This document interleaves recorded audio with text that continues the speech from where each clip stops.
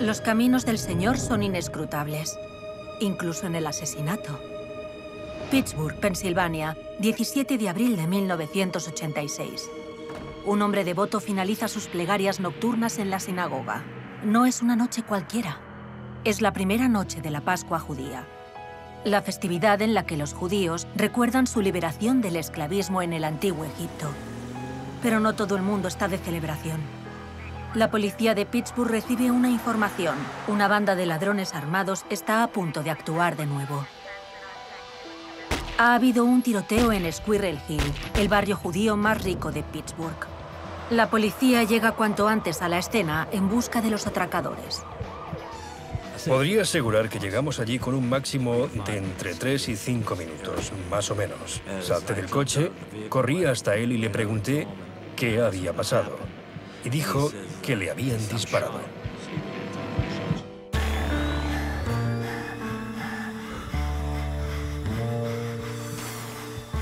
En un crimen real, la investigación y la sentencia pueden llevar años. Pero todo policía sabe que las pruebas cruciales están siempre allí, en algún sitio, las primeras 72 horas tras el crimen.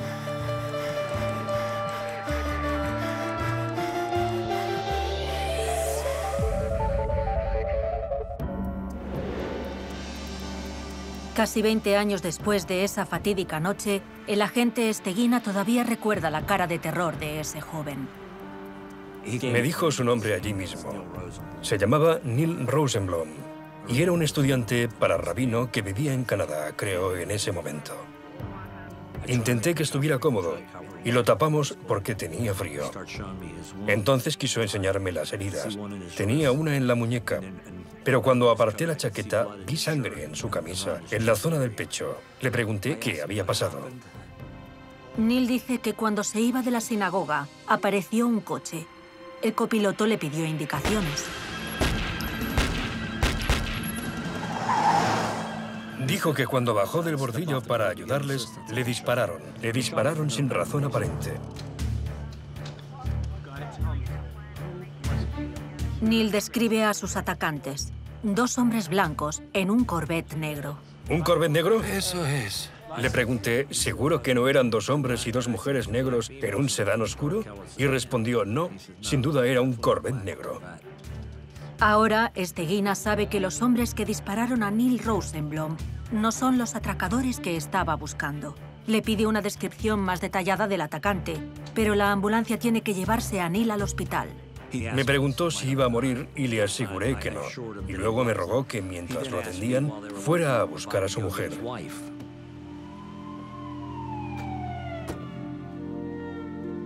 La mujer de Neil y su familia lo estaban esperando para la celebración de la Pascua judía. En lugar de eso, se enteran del tiroteo. Su mujer estaba fuera de sí. Se notaba que era incapaz de creer lo que había ocurrido.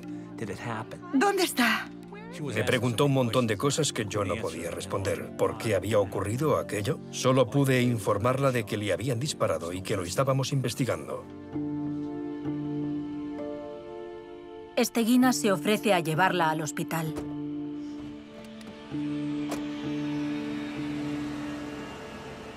Pero cuando llegan, los reciben noticias funestas. Neil ha muerto en el quirófano. Steguina nunca podrá preguntarle nada más y su mujer ya no podrá despedirse.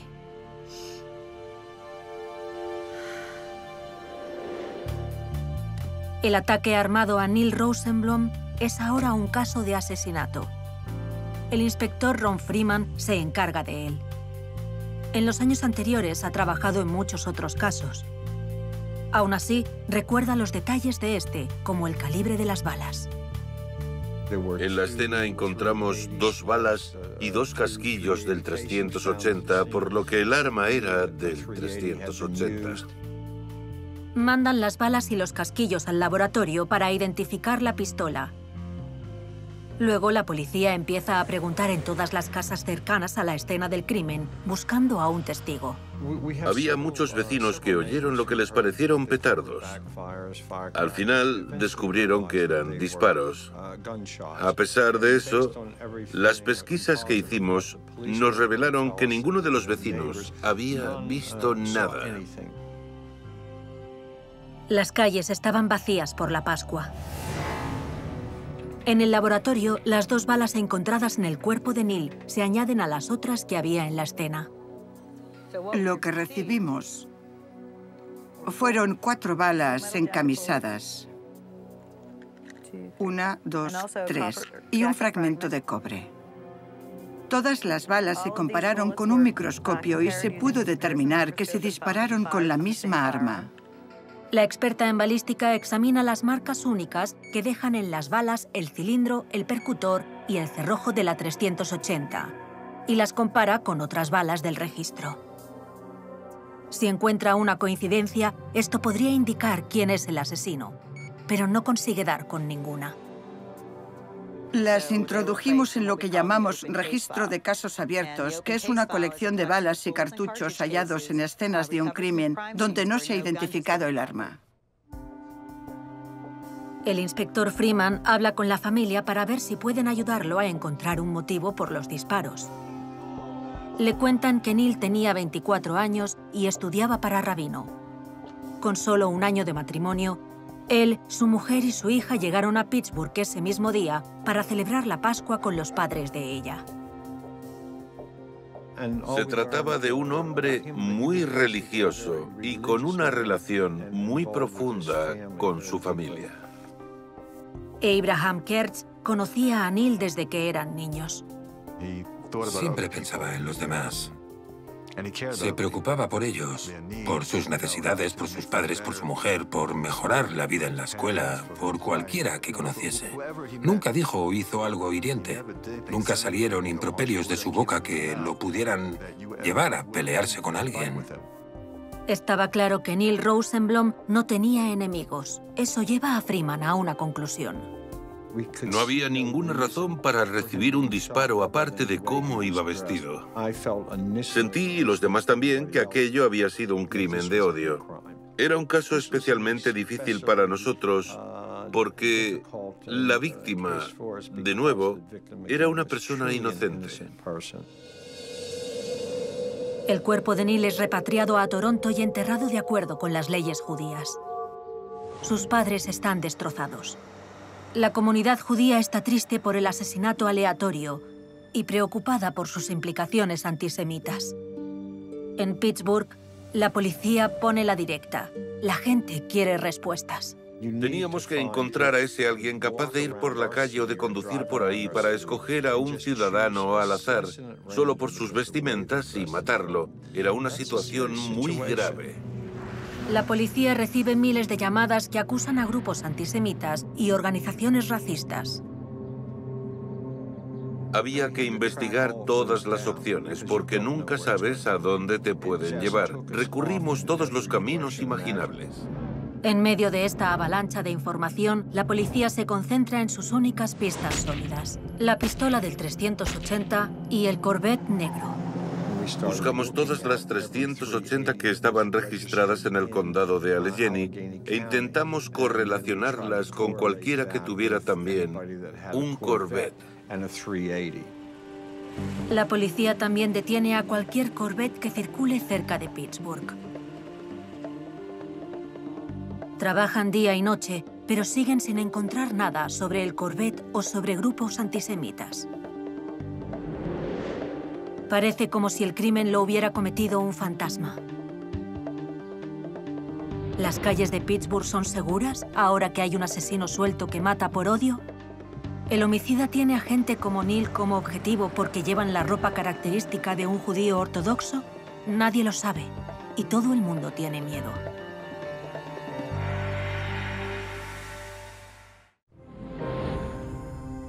Pasa 1 año, luego 2. La familia y los amigos de Neil Rosenblum conmemoran el aniversario de su asesinato. Una ocasión lúgubre empeorada por la sensación de que fue un despiadado crimen de odio. No son los únicos que lo recuerdan. Aunque el caso está estancado, la policía de Pittsburgh no se ha rendido. Siempre estábamos pendientes, siempre con el caso en la cabeza, siempre hablando de ello en la oficina. Y al final un día recibimos la llamada de un abogado que nos dijo que su cliente tenía información sobre el caso. Por una extraña coincidencia, se cumplen justo 2 años del homicidio de Neil. El cliente se llama David Green y está cumpliendo su condena por temas de drogas. Desde que Green está en la cárcel, ha compartido celda con otro tipo también condenado por drogas. Al principio creyó que eso sería algo que tendrían en común. Pero rápidamente se da cuenta de que su compañero no es para nada como él. Vio cómo dibujaba una esvástica. Luego empezó a contarle a Green sus quejas sobre los judíos. Al final, le dijo que los odiaba tanto que unos años atrás, él y su colega Mike vieron a uno un día en una sinagoga, se acercaron a él y se lo cargaron. ¡Le disparamos! ¿Por qué aparece Green ahora con esto? Porque tiene miedo. Su compañero no sabe que él es judío. Si se entera, podría ser el siguiente en morir. Quiere que la policía lo traslade a otra celda a cambio de su cooperación. Pero un heroinómano no es la fuente de información más creíble del mundo. Freeman debe verificar la historia de Green. Su primer paso es investigar a dicho compañero de celda, Steven Tilch. Por lo visto, ya había otras agencias investigándolo, tanto federales como locales. Y pudimos saber que Steven Tilch era un narcotraficante de importancia moderada en la zona de Pittsburgh.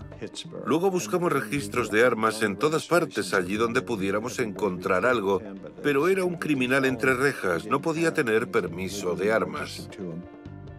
Llegados a este punto, nada había corroborado la versión de Green, hasta que Freeman comprueba los registros de vehículos. Resulta que Tilch es propietario de un Corvette negro. Tiene una multa por exceso de velocidad días después del homicidio de Neil. La policía intenta localizar el coche, pero sin suerte. El Corvette negro se ha esfumado. Green le dijo a la policía que Tilch estaba con otro tipo esa noche. Lo localizan. Se llama Mike O'Grady, otro narcotraficante. Interceptan a O'Grady por la calle para interrogarlo. Recuerda haber estado con Tilch la noche en cuestión. Estaban renovando una casa cerca de Squirrel Hill. Cuando ese día terminaron la jornada, reconoce que se pusieron hasta las cejas de drogas y alcohol y haber salido a pasear por las calles con el Corvette de Tilch. Tilch tenía una pistola, pero solo hacía el tonto con ella, disparando a señales de tráfico y semáforos, como siempre. En cuanto a lo de disparar al rabino, O'Grady dice que Tilch nunca hubiera hecho eso. Es un poco salvaje, pero no un asesino. El inspector Freeman cree que O'Grady miente, pero no puede hacer más. Él sabía que no podíamos forzarlo a decir nada, ni a someterlo al polígrafo, ni a hacer nada que no quisiera. Pero pensamos que llevábamos el rumbo adecuado. Si conseguíamos que cambiara de opinión, tal vez se pusiera de nuestra parte. Nuevamente, Freeman no puede hacer más que esperar. Sabe que es solo cuestión de tiempo que pillen a O'Grady haciendo otra venta de drogas. Entonces tendrán ventaja para conseguir la verdad sobre Steven Tilch. Pero O'Grady no comete ninguna ilegalidad. Pasan 3 años. En la escena de otro atraco con tiroteos, la policía encuentra un arma.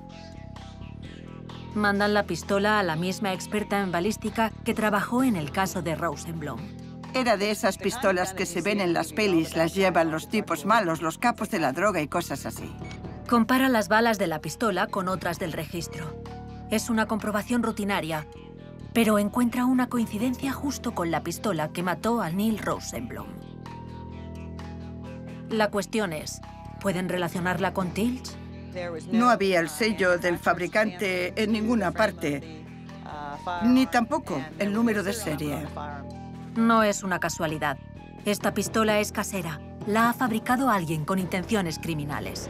Los fabricantes de armas encontraron este vacío legal para poder enviarte un kit sin número de serie y sin posibilidad de ser rastreado.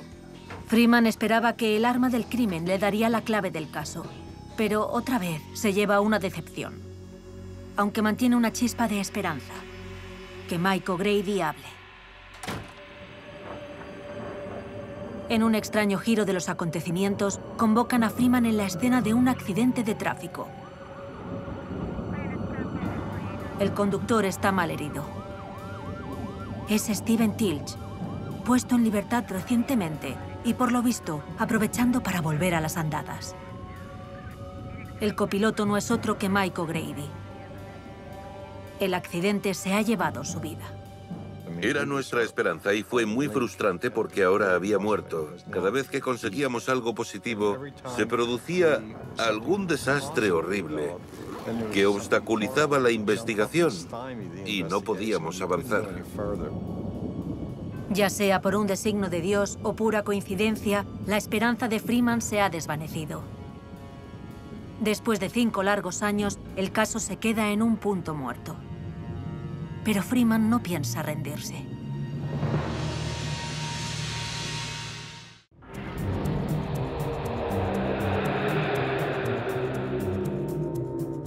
Trece años después del asesinato de Neil, su mujer se ha vuelto a casar. Su hija ha crecido sin conocer a su padre.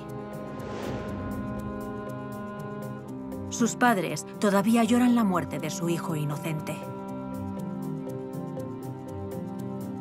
Con todas las pruebas recabadas hasta ahora, como el soplo de un drogadicto en prisión, un arma del crimen que no se puede rastrear, y el único testigo muerto por culpa del propio sospechoso, resolver este caso se ha convertido en un acto de fe. Algunos casos no se olvidan, otros sí. Pero los hay que los policías de homicidios no podemos olvidar ni dejar atrás. Este fue uno de esos casos. Después de tantos años, la fe de Freeman es recompensada misteriosamente. Le llega a sus manos un nuevo asesinato. Está seguro de que el yonki arrestado sabe más sobre el caso de lo que dice. Y le dijimos, sabemos que tienes información sobre un homicidio. Él pensó que era otro crimen y dijo que sí, y empezó a hablar sobre nuestro caso, el de Tilch. Freeman no puede creer lo que oye. Resulta que unos meses antes, cuando le compró drogas a Tilch, ese yonki oyó cómo alardeaba de haber matado a un judío. Es la misma historia que le contó su primer informante, David Green. Cómo odiaba Tilch a los judíos y cómo se cargó a un rabino. Fue una de esas casualidades maravillosas. Un enorme golpe de suerte que apareciera y terminara en nuestras manos. Freeman decide que ya tiene suficiente para detener a Tilch por homicidio. El fiscal del distrito quiere ir a por todas. Asesinato premeditado en primer grado. Pero Tilch llega al juicio sobrado de confianza. Según su abogado, el caso no tiene suficiente base para conseguir una condena. La acusación tiene muy pocas pruebas físicas y las informaciones obtenidas desde la cárcel serán fáciles de desacreditar. Tendrán que presentar alegatos muy potentes. En el estrado, Green relata lo que Tilch le dijo acerca del asesinato. Aquella noche, Tilch y su colega Mike O'Grady se fueron a dar vueltas con su Corvette negro. Dejó que condujera a O'Grady porque a él le habían retirado el carnet. Durante un par de meses, un fiscal judío había estado fastidiando a Tilch por sus actividades en el narcotráfico. Tilch estaba rabioso esa noche y le dijo a O'Grady que fueran al barrio judío. El inspector Freeman presenta las extrañas circunstancias de la muerte de Neil. Estaba solo, andando en dirección a casa de sus suegros. La misa de Pascua acababa de terminar. Si la misa hubiera durado 3 minutos más, nunca se habrían encontrado. Si hubiera terminado 3 minutos antes, nunca se habrían encontrado. Pero se encontraron. Tilch iba armado con una pistola cargada e imposible de rastrear. Atrajo a Neil hasta el coche y le disparó 4 veces. Y todo eso demuestra una intención deliberada. Y como los caminos del Señor son inescrutables, Neil se mantuvo consciente lo suficiente para darle a la policía la pista crucial con la que resolverían su propio asesinato 13 años después. 2 hombres blancos en un Corvette negro. El jurado no acepta el homicidio en primer grado, pero condena a Stephen Tilch por homicidio en tercer grado con la sentencia máxima. 20 años por la muerte de Neil Rosenblum. Esa condena es una victoria para Freeman, que luchó durante mucho tiempo para resolver este horrible crimen. Uno salió a cometer un crimen de odio y el otro ponía en práctica la paz, el amor y la armonía. Y así se perdió una persona maravillosa y compasiva por culpa de una que odia. Después de 13 largos años, los padres de Neil Rosenblum por fin dejan atrás su calvario. Usaban un mote afectuoso con su hijo, Nuti Shalom. Descansa en paz, Nuti.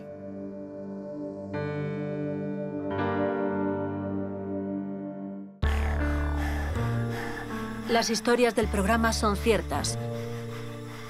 Los policías y los forenses han trabajado realmente en el caso. Los nombres de las víctimas son ficticios. Los nombres de los criminales son reales.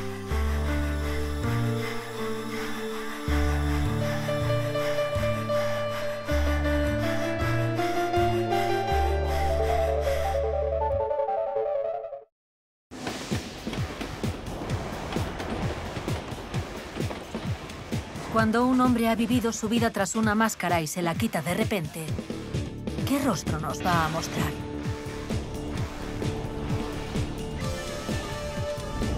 Una veterana de un salón de masajes satisface a sus clientes solitarios. Pero hay un cliente habitual al que deseará no volver a ver jamás.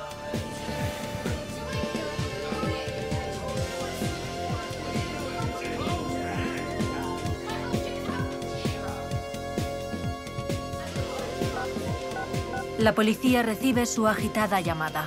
Acuden enseguida, pero no saben qué es lo que se van a encontrar.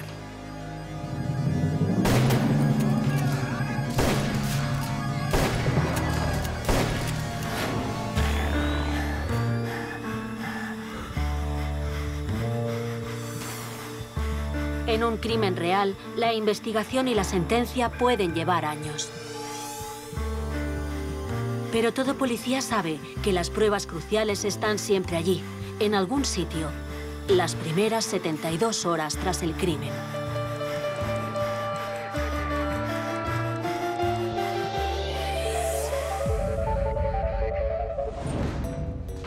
Winnipeg, 2002. Un hombre armado tiene a una rehén retenida en un salón de masajes del centro. Ha disparado a 2 policías. Uno ha recibido un balazo pero ha escapado y el otro está cegado por fragmentos de cristal y atrapado en una habitación cerca del posible asesino.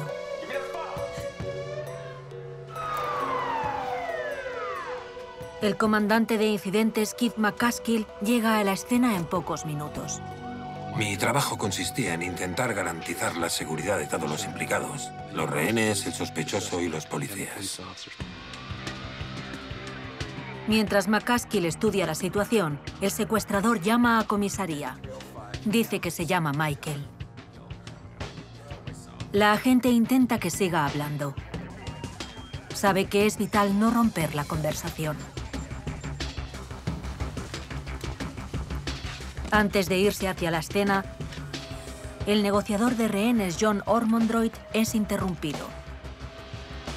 Estaba cargando todo el equipo al coche y me llaman diciendo que ese tipo está al teléfono con nuestro centro de comunicaciones. Insiste mucho en que quiere hablar con un hombre y tiene que ser inmediatamente. El comandante de incidentes ha salido, el equipo de emergencias también, y nos gusta estar juntos para poder pasarnos información. Así que si uno está lejos del incidente, eso puede crear problemas. Separado del equipo, el negociador tiene que quedarse en comisaría y se ve obligado a entablar conversación con el secuestrador. La conversación no seguía un hilo conductor. Estaba muy nervioso y no decía cosas con mucho sentido. Cambiaba de tema cada 2 por 3. En ese momento, yo también estaba muy intranquilo por lo que pudiera pasar. El hecho es que si haces algo mal, algo que enfurece a la persona, puede haber consecuencias para el rehén. Así que hice una lista mental de todo lo que iba a decir y luego me apoyé en los métodos que usamos para intentar calmar a alguien y llevarlo a un terreno donde se pueda hablar con él. No eres policía. ¡No eres policía! En los primeros 5 minutos de conversación con Michael, le pregunté qué le parecía resolver aquello bajando el arma y entregándose. Pero claro, no estaba muy receptivo ante esa idea. Michael parece desquiciado. El potencial violento aumenta. Por su comportamiento incoherente y agresivo, la policía sospecha que va drogado. Y eso es aún más peligroso para la rehén y para el policía herido, todavía atrapado cerca. De repente, Michael le da el teléfono a la rehén. Dice que se llama Lindsay y Michael es su exnovio. No tiene ni idea de sus motivos. Lindsay confirma el mayor miedo de John Ormondroyd. Michael quiere matarla a ella primero y luego suicidarse. Le ha dicho que piensa morir en esa habitación. Muchas veces lo vemos en las negociaciones, que alguien empieza por un camino y al final todo deriva en que quieren suicidarse. Y ese era el peor de los escenarios, ese por el que siempre te habías estado preparando. Ormondroyd necesita ir a la escena desesperadamente, pero no puede dejar a Lindsay en espera mientras conduce hasta allí, por lo que sigue atrapado en el centro de comunicaciones. Como John estaba en otra ubicación, tenía que conseguir la información, pasársela oralmente al inspector a cargo y este llamarme a mí y explicarme qué estaba pasando. Eso duró un buen rato. Y luego, al cabo de unas 2 horas, todo se complicó más. Mucho, mucho más. Justo cuando Michael parece calmarse y preparado para hablar con más tranquilidad, se corta la llamada. Estoy hablando con el secuestrador y su teléfono móvil se queda sin batería. Su posición ahora es crítica. Quedarse sin comunicación con el secuestrador significa la imposibilidad de calmarlo y de averiguar qué quiere. Se ha apagado. Y aún más importante, de negociar una forma de sacar de allí a Lindsay y al policía herido. En la escena, McCaskill tiene que tomar una decisión, esperar o entrar ahí a rescatar como mínimo al policía.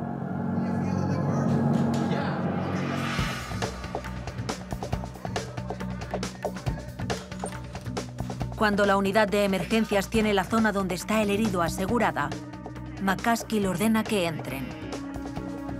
Y lo hacen rápidamente. No encuentran resistencia.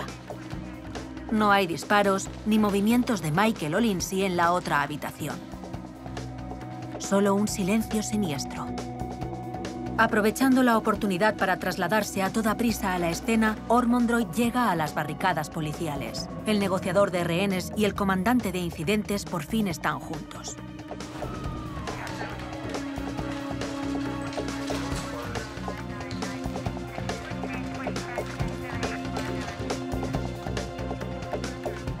Pero sin vía telefónica, ¿cómo va Ormondroid a ponerse en contacto con Michael para negociar antes de que lleve a cabo su amenaza de matar a Lindsay y suicidarse?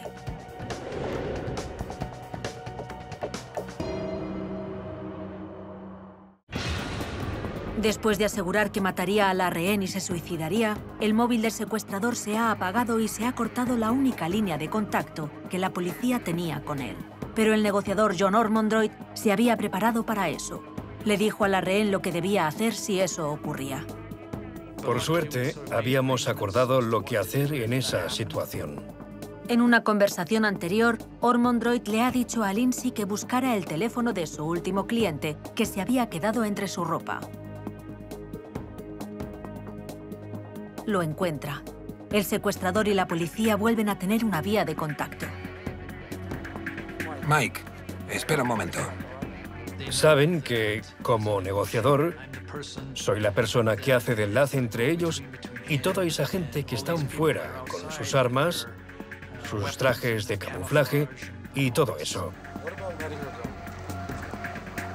¿Por qué no la sueltas? Poco después de haber llegado yo, empezó a calmarse y ya estábamos en una situación en la que la conversación podía tener coherencia.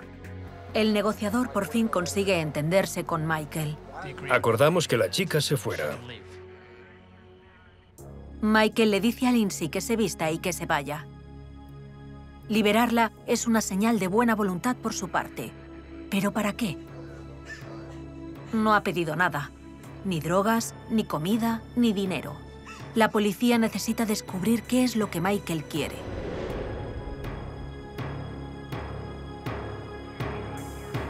¡Está saliendo!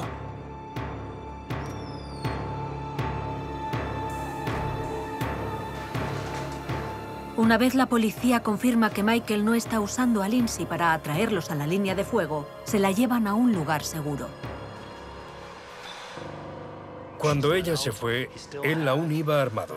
No teníamos ninguna intención de entrar ahí mientras lo estuviera, porque no queríamos que nadie más saliese herido, incluyéndolo a él.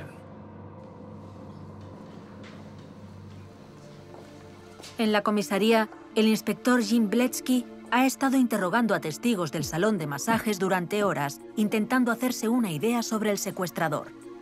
Lindsay llega para el interrogatorio. Estaba muy consternada, muy turbada por lo que había pasado.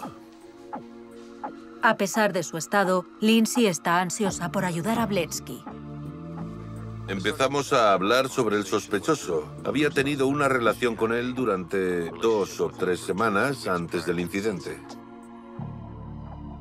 Lindsay le cuenta al inspector que violó una regla de su trabajo: no enamorarse nunca de un cliente. Pero le pasó y llevó a Michael a su casa. Una noche le dijo a Michael que era vidente. Cuando él le preguntó qué veía en él, Lindsay leyó la palma de su mano un momento y dijo una palabra: bancos. Eso desató una explosión en Michael. Lindsay empezó a tener miedo de su amante. Quedó aterrorizada cuando él empezó a representar atracos. Comenzó a pensar que estaba loco, que se drogaba demasiado. En unas semanas no pudo más y rompió con él. Es un relato extraño, pero el inspector tiene preocupaciones más urgentes. Necesita conocer la disposición de la habitación donde está Michael para que la policía pueda estudiar cómo neutralizarlo sin que haya un baño de sangre.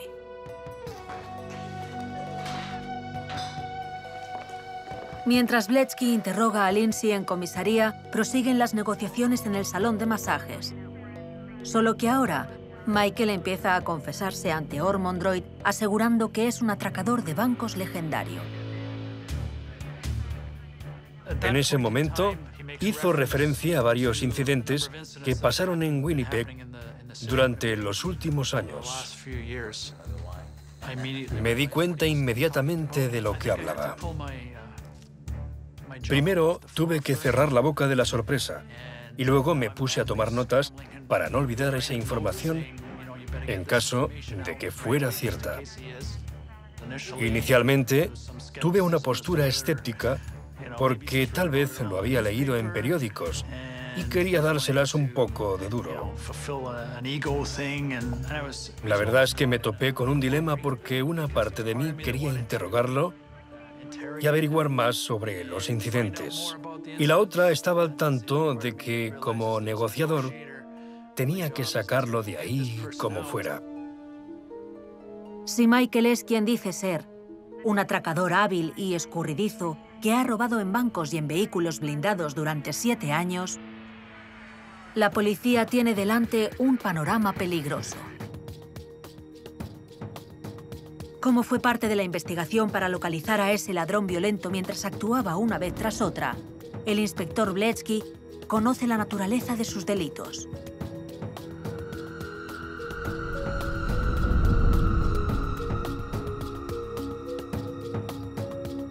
Empezó a atracar bancos sin llevar armas. Luego fue evolucionando y se procuró escopetas y pistolas, pero entraba en los bancos sin disparar. Siguió progresando hasta el punto en que disparaba a los guardias para enzarzarse en tiroteos. Lo que sabíamos era que el sospechoso se fue volviendo más y más violento y que teníamos que hacer algo para detenerlo antes de que alguien acabara muerto. Han pasado 7 años desde su primer atraco y la policía no tiene ninguna pista de su identidad. Hasta ahora ha ejecutado 35 atracos bien planeados, siempre trabajando solo. Bletsky duda de que ese criminal listo y disciplinado pueda ser el mismo hombre que el secuestrador colocado de cocaína.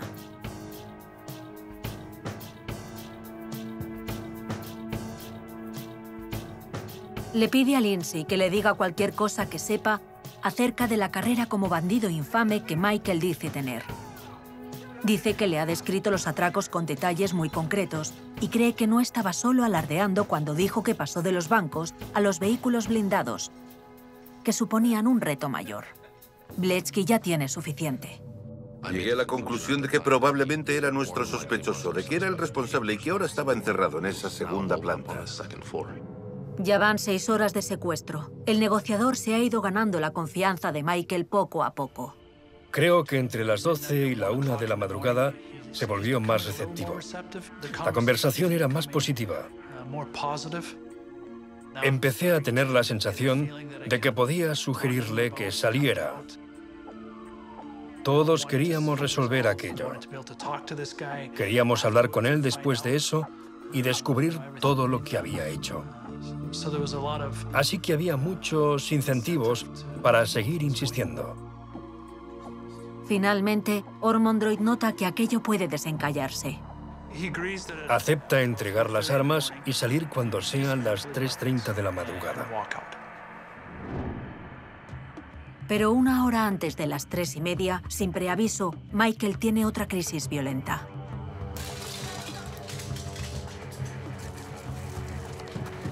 Aunque esta vez no hay disparos. De nuevo, solo se oye un silencio siniestro. Y a las 3:30 no ocurrió nada. Intentamos llamarle, pero no respondía el teléfono. ¿Está Michael jugando al perro y al gato? ¿Está esperando para lanzarse hacia un último tiroteo con la policía?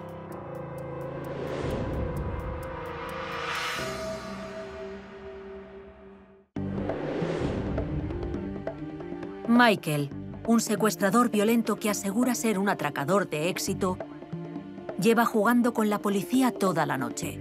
Y no hay señales de que se vaya a rendir. Solo un silencio sepulcral.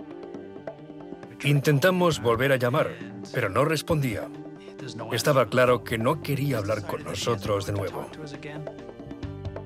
Keith McCaskill, el comandante de incidentes, da la orden de neutralizar a Michael.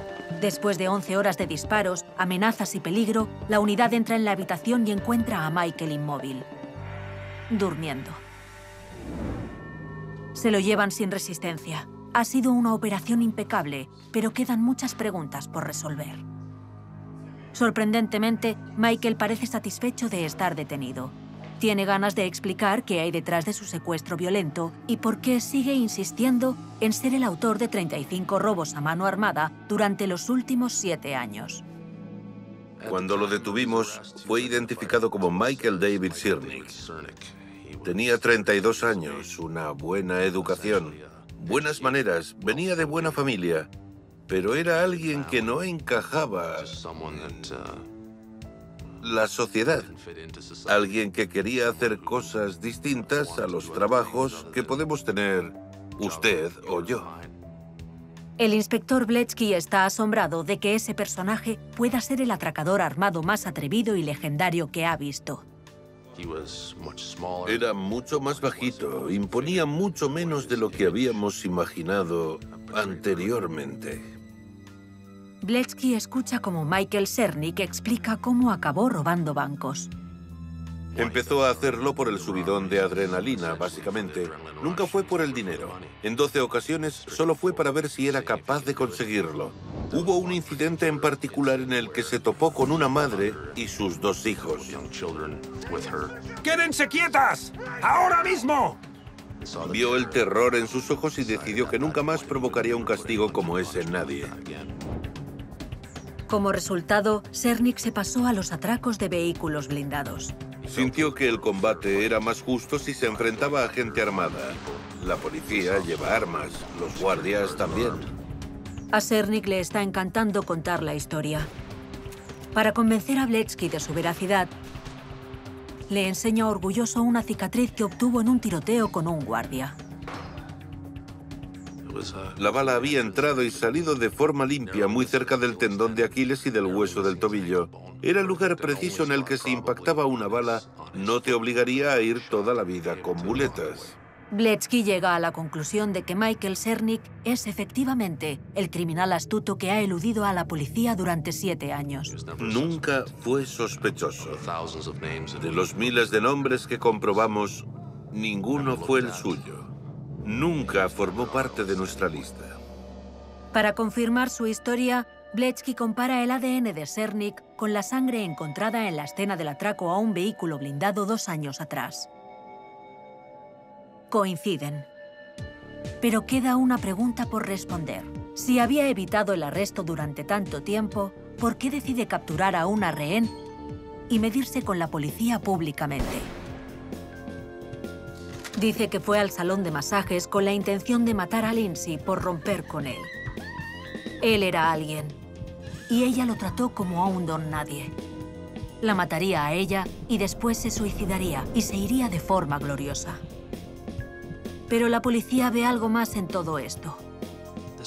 Este incidente le daba la oportunidad de hablar con la policía, de hacerles saber quién era él y qué había hecho durante esos últimos años. Era listo, valiente, peligroso y durante 7 años le ganó la partida a la policía.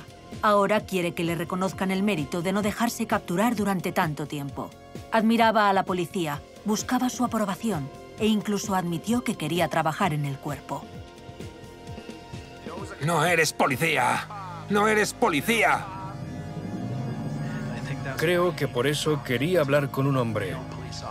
Solo para presumir, supongo, a falta de una palabra mejor, de todo lo que era capaz. Continuar viviendo sin que nadie supiera quién era lo volvió loco. Michael Cernik nunca pasó por un juicio. Rehén de sus propios demonios, confesó libremente 35 atracos.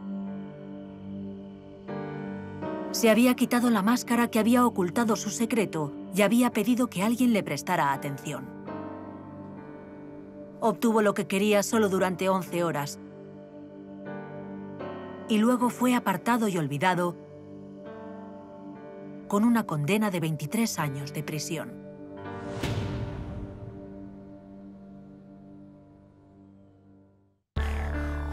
Las historias del programa son ciertas. Los policías y los forenses han trabajado realmente en el caso. Los nombres de las víctimas son ficticios. Los nombres de los criminales son reales.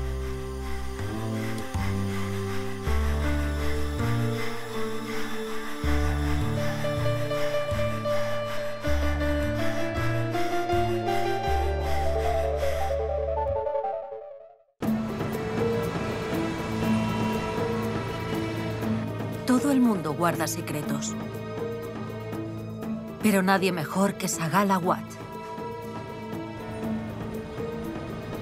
Con sus amigos tiene secretos con giros sorprendentes. Con su marido hay secretos de traición. Secretos compartidos desde el corazón de los amantes. Y secretos entre madre e hija. Pero Sagal Awad aprendió una lección demasiado tarde. El secreto que no cuentas a nadie es el que puede matarte.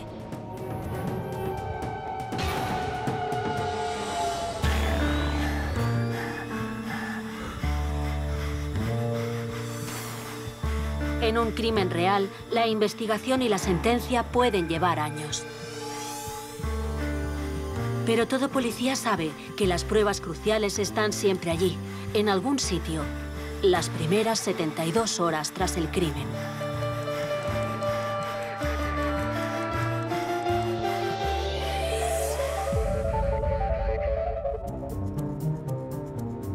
Calgary, Alberta, 1992.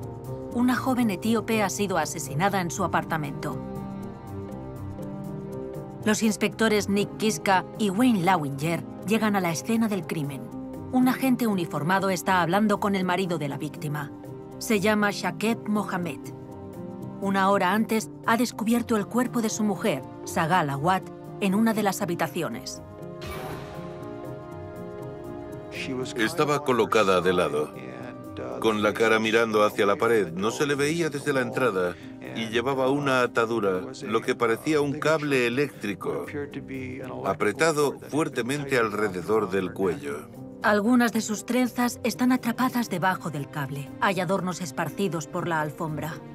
Eso indica que mientras le ponían el cable alrededor del cuello, ella opuso resistencia. El cable ha sido arrancado de un despertador de forma tan violenta que solo queda la punta. Tiene rasguños en el cuello y sangre en la boca y la nariz. Han atacado a Sagal con agresividad, pero no hay señales de violación. El inspector Kiska ve que hay algo raro en el suelo. Un pequeño trozo de papel. Lleva escrita la dirección de la víctima. Aparte de la escena del crimen, el resto del apartamento está impoluto. Parece que no han robado nada. No encontramos señales de que hubieran forzado la puerta, lo que implica que o bien la puerta estaba abierta, o bien la puerta la había abierto la víctima, por lo que conocía al atacante. El compañero de Kiska, Lawinger, interroga al marido de la víctima, que parece inalterado. Hablamos con el marido para intentar recoger información sobre su mujer y sobre lo que habían hecho ese día para empezar con la investigación. Según el marido, esa mañana Sagal ha preparado a su hija para ir a la guardería. Él y Sagal suelen ir a clases de inglés juntos, pero ella ha dicho que tenía una cita con el médico y no podía ir con él. Se ha ido a las 8:15. Dice que es la última vez que ha visto a su mujer con vida. Nos dijo que se había ido a la academia. Una vez terminadas las clases, había paseado por el centro. Las clases de inglés del marido habían terminado al mediodía, pero dice que no ha vuelto hasta las 5 de la tarde, que es cuando ha encontrado a su mujer muerta y ha llamado a la policía. Lawinger tiene sospechas. No parecía que dijera toda la verdad sobre dónde había estado y qué había hecho, así que me saltaron las alarmas. Ha pasado toda la tarde solo, sin hablar con nadie, así que no tiene coartada y tampoco muestra tristeza. Normalmente un marido debería mostrar alguna emoción. Ese hombre estaba impasible, sin derramar ni siquiera una lágrima. Nada. La policía se lleva la ropa del marido para un análisis forense por si encuentran rastros de la sangre de Sagal en ella. Luego se lo llevan a comisaría para seguir interrogándolo. Llaman a un patólogo a la escena para determinar la hora de la muerte. Pero el aire acondicionado lleva encendido todo el día. Es un factor que puede dificultar la exactitud de esa tarea. Lo único seguro es que a Sagal la mataron por la tarde. Pero el patólogo hace un descubrimiento importante. Había restos de tejido humano bajo sus uñas.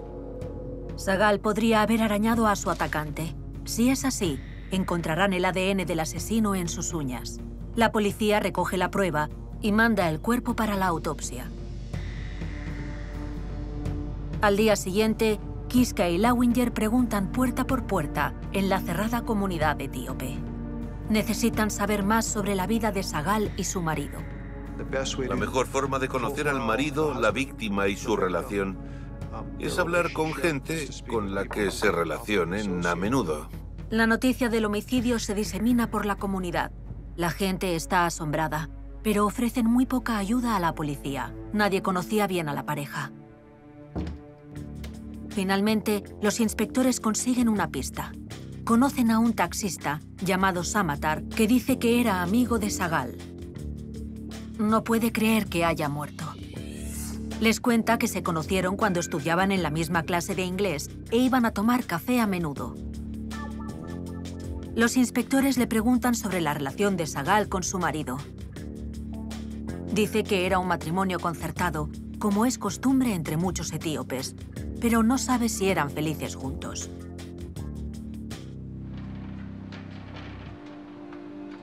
En el depósito, John Butt lleva a cabo la autopsia. La conclusión, en este caso, fue que había muerto por asfixia a causa de la estrangulación con el cable. ¿Qué hay del tejido que tenía debajo de las uñas? Era su propia piel del cuello. No es raro en casos de muerte por estrangulación. La víctima intenta aflojar el cable como sea, metiendo las manos por debajo. Es un callejón sin salida. No hay pruebas biológicas que lleven al asesino de Sagal. 2 días después, los inspectores vuelven al apartamento de Sagal para entender un poco más su mundo. Parecía que él ocupara la habitación principal y ella la secundaria. Nos dimos cuenta de que la víctima y su marido vivían casi vidas separadas en un mismo apartamento. En un estante de la habitación de Sagal encuentran una bolsa de viaje. Dentro hay ropa suya, como si fuera a irse de viaje. Y debajo de la ropa, un joyero cerrado con llave. Acabamos rompiendo el cerrojo y fue como abrir la caja de Pandora. Contiene un montón de cartas. Cartas que han llegado desde Roma, Italia, dirigidas a la víctima. Aunque algunas de las cartas eran actuales, ninguna de ellas llevaba su dirección. En los sobres había otras. Las cartas están escritas a mano en amárico, la lengua de Etiopía. La policía tendrá que traducirlas. En la caja también hay una única fotografía, tomada en Roma. En la foto estaba la víctima, un hombre no identificado y alguien que sin duda era el taxista. ¿Por qué Samatar, el taxista, no les ha dicho que había estado con Sagal en Roma? ¿Quién era el otro hombre de la foto? ¿Y qué sabe el marido de todo esto?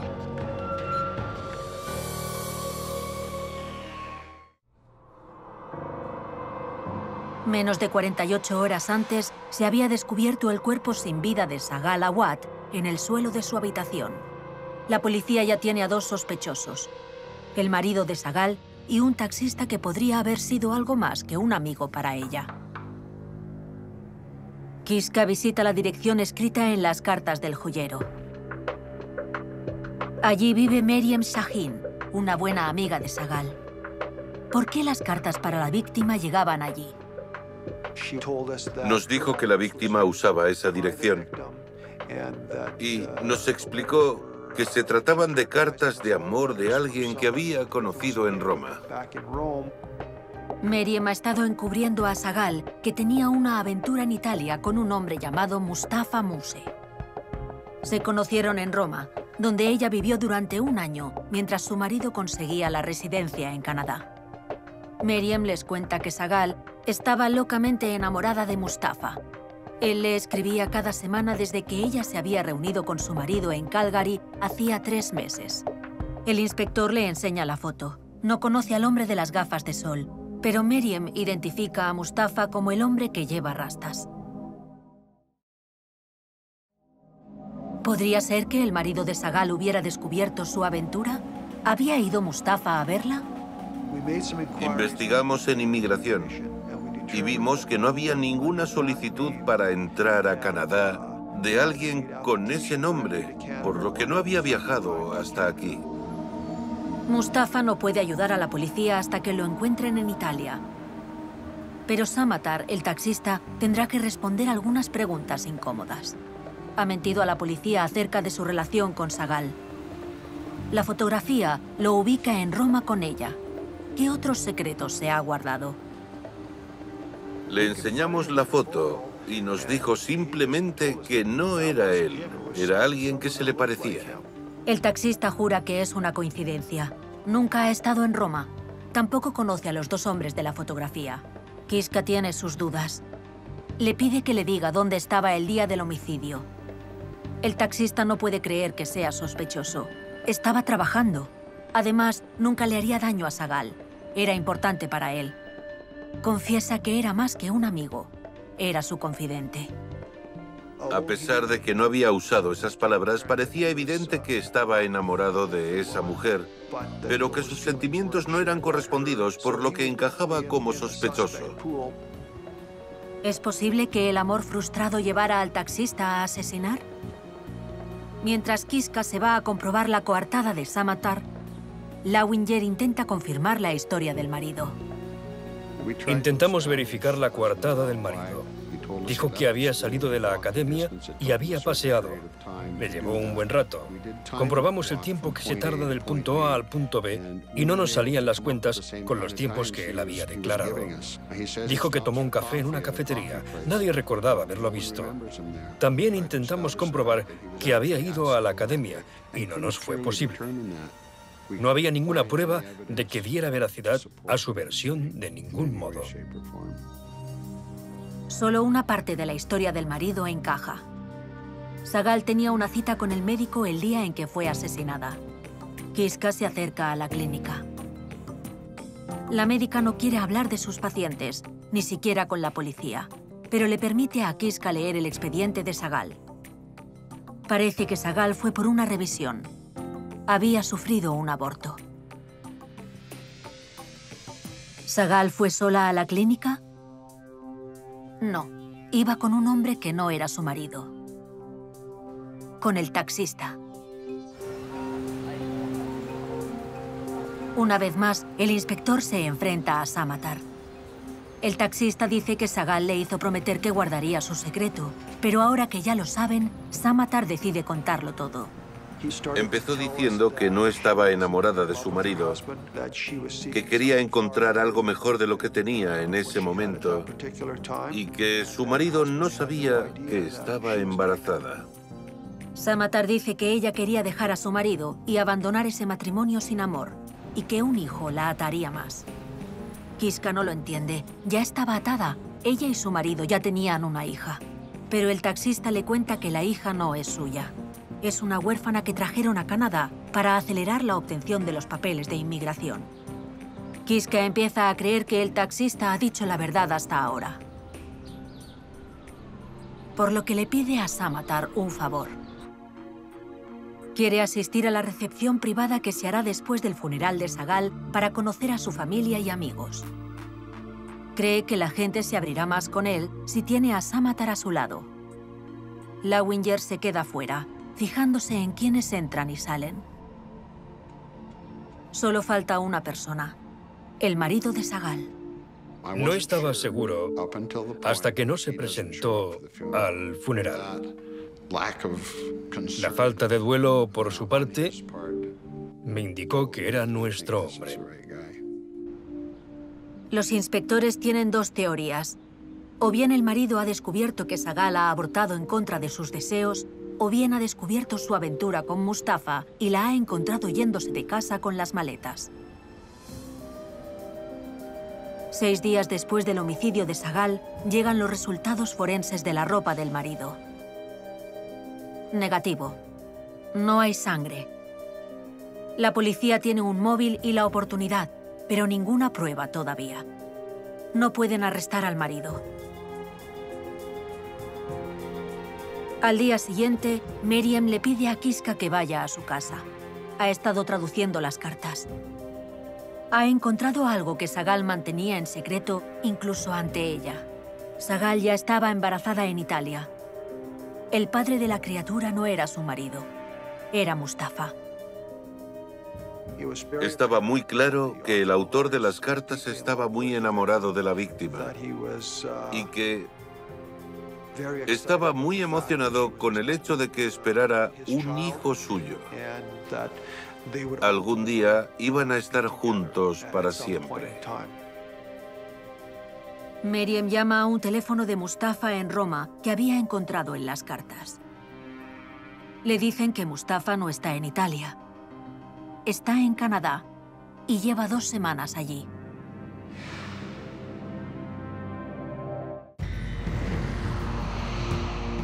Han pasado 8 días desde que encontraron el cuerpo de Sagal.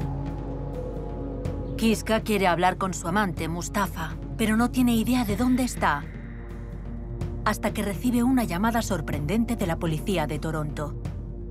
Me dijeron que los llamaron por un altercado. 2 hombres que vivían en la misma residencia se estaban peleando o algo parecido, porque uno de ellos era responsable de la muerte de una mujer en Calgary. Kiska coge un vuelo hacia Toronto. En la comisaría, interroga a uno de los hombres detenidos. Es Mahmoud, el tío de Sagal, a quien conoció en el funeral, en Calgary. Mahmoud le explica que Mustafa Muse se instaló en su casa hacía 2 semanas. La semana anterior, había dicho cosas extrañas sobre Sagal. Anoche, dijo que podría haberla matado. Una noticia asombrosa. Eso no lo hacía culpable, pero ahora nos interesaba mucho más él que el marido. El inspector se encuentra cara a cara con el amante secreto de Sagal, Mustafa Muse.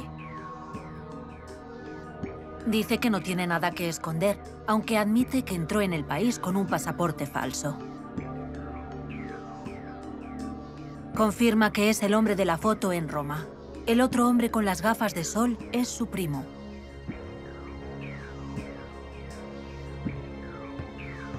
Y sí, le escribió cartas a Sagal. La quería. Pero cuando Kiska le pregunta por su confesión ante el tío, Mustafa niega haber hecho ninguna. El tío está confundido y emocionalmente consternado. El interrogatorio duró varias horas. En un momento dado saqué ese trozo de papel y pregunté, ¿quién ha escrito esto? Kiska le enseña a Mustafa la nota que habían encontrado en la escena del crimen con la dirección de la víctima. Admitió inmediatamente que la había escrito él y era algo muy significativo porque lo relacionaba directamente con la escena. Pero Mustafa jura que nunca ha ido a Calgary. Kiska cree que miente, pero no tiene pruebas de lo contrario. Y claro, había grandes lagunas porque no pude darle la información de cómo llegó allí, cómo volvió a Toronto, ni nada de eso. Creo que al irse dijo, pruébalo. Kiska intenta probarlo. Detiene a Mustafa y se lo lleva a Calgary. El arresto es una gran noticia. La policía publica una foto del sospechoso esperando que alguien pueda situarlo en Calgary el día del asesinato.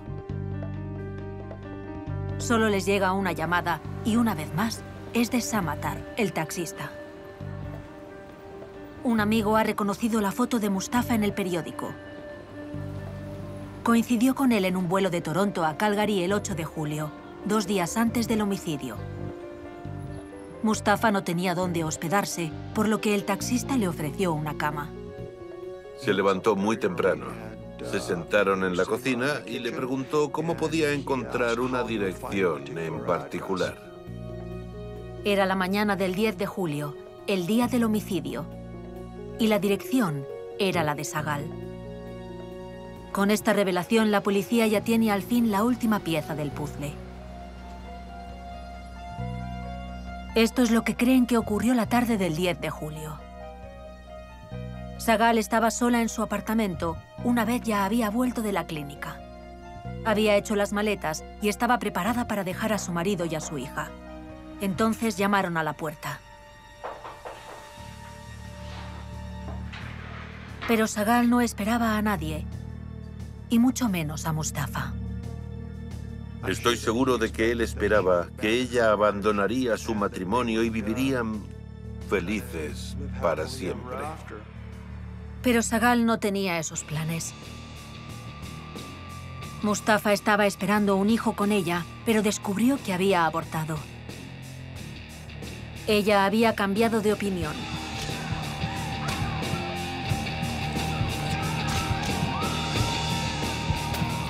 En un ataque de rabia, la estranguló hasta la muerte. No se dio cuenta de que se le había caído la nota que se convertiría en la prueba más crucial del caso. Fue esta nota y las cartas de amor a Sagal, encontradas en las primeras horas de investigación, lo que llevó a la policía hasta Mustafa. Sagal tenía muchos secretos, y uno se lo guardó solo para ella. Quería empezar una nueva vida, con sus propias reglas, sin ningún hombre que la atara. Y cuando este secreto salió a la luz, le costó su vida. Mustafa Muse fue declarado culpable de asesinato en segundo grado y condenado a cadena perpetua. Las historias del programa son ciertas. Los policías y los forenses han trabajado realmente en el caso. Los nombres de las víctimas son ficticios. Los nombres de los criminales son reales.